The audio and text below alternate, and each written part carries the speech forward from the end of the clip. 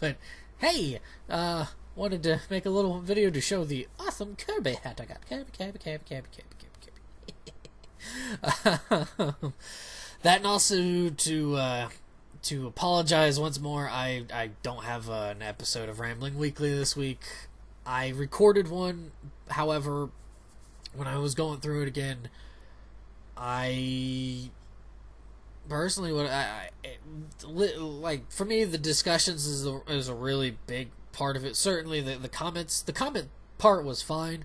It was the discussion part, and how the back half of the recording went, or the front half of the recording went. I kind of alluded to the discussion stuff, and then when I got to it and listened to it, personally, I didn't like it, and part of it was that I didn't like it and felt that it was a big waste of time. And and I don't want to waste your time on that sort of thing, because you've already given me plenty of it with listening to it and taking the time, which I do appreciate. And I'm not going to, or at least I don't want to, just kind of. I mean, yeah, it's Rambling Weekly, so it's gonna go off the rails from time to time. But I mean, in the sense of just the whole thing, I didn't like it, and unfortunately, just how recording has been lately for me, it's been really, really hard to get chances and time to record without kind of like trying to talk quietly so I'm not waking people up, and that really fucks my throat. So yeah, that I got cute Fire Emblem arrangement. Yay! It's an arrangement of 14 different songs, like the opening, the Fire Emblem theme, and then the 12 Battlefield themes from Genealogy of a Holy War. And outside of the Chapter 1's Battlefield theme, which is Seirei no Mori no Shoujo. Yeah. that memory. But which is like a girl of the spirit forest. Outside of like that song, all the others I really, really like. That song, the arrangement didn't quite sound. It was a bit jarring compared to the other ones. The other ones either sound very much like what's in the game, or even better versions of what's in the game and stuff. So, yeah, but there's something about this too that I'm gonna try to keep this short. Good luck with that, right? But something about this kind of I want to say his name's Johnny Atma. He does Gametal, or Gametal, Gametal, and he basically makes metal arrangements of the video game music, or he metals it out, so to say. And he just did one for Awakenings in Purpose, and I was scrolling through the comments and stuff, because it is a fantastic version of it. It was really good. Like he does a really good job of the stuff. His medleys are really, really awesome too. He does Mega Man, pretty good, really good. Highly recommend. But and I was scrolling through the comments and stuff, and people, it's just bizarre to me, and it's bizarre, but I understand it. So people say they don't like the game. They don't like Awakening. They find it to be an incredibly weak, or the weakest entry up until that point. Fate's, I have not played, so I can't really comment. I've heard actually some very good things about Fate, but Fate's aside, Awakening for a lot of people seemed very, very weak. I remember these same things were being thrown at towards Sacred Stones. Sacred Stones is kind of seen as a very weak game, and they just didn't like it. They thought the characters were weak, the villains were very weak. It was just a very weak showing.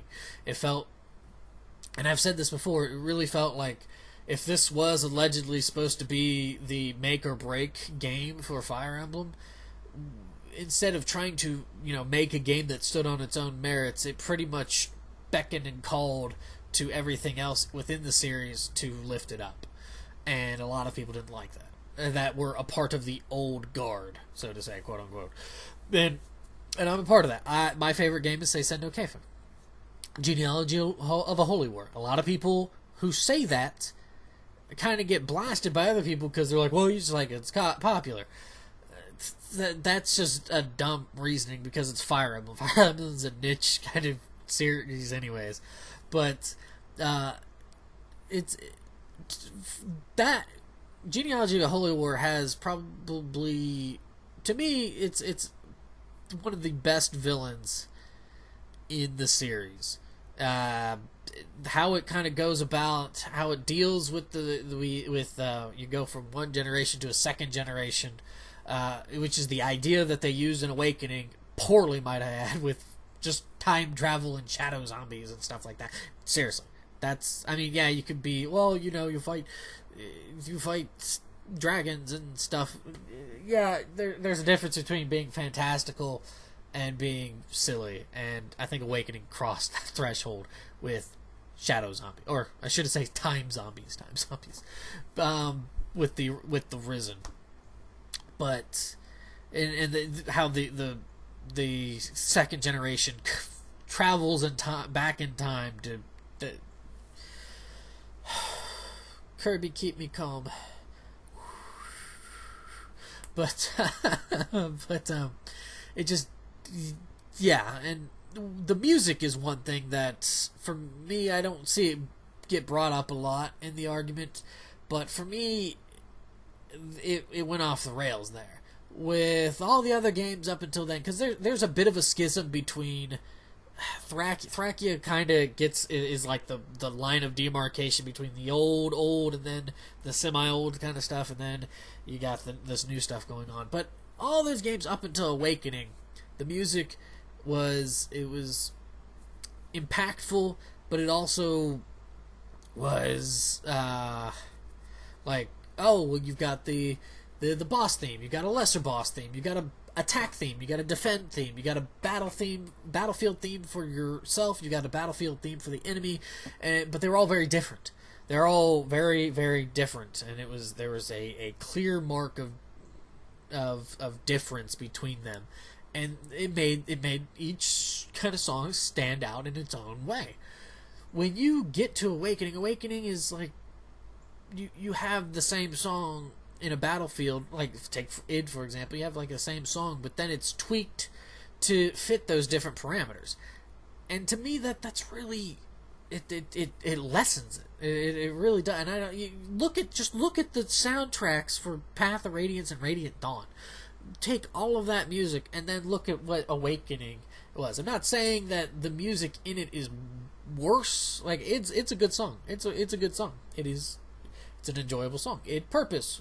It's a good song, but it's all like one song, and so it feels less impactful when you go into the battle theme, like Shaman in the Dark or something, or or like Eternal Bond when you hear that, or for me, I always love Liberation and the Holy War songs. Like please, if you have the time, definitely check out like the Mystery of the Emblem original soundtrack from the Super Nintendo.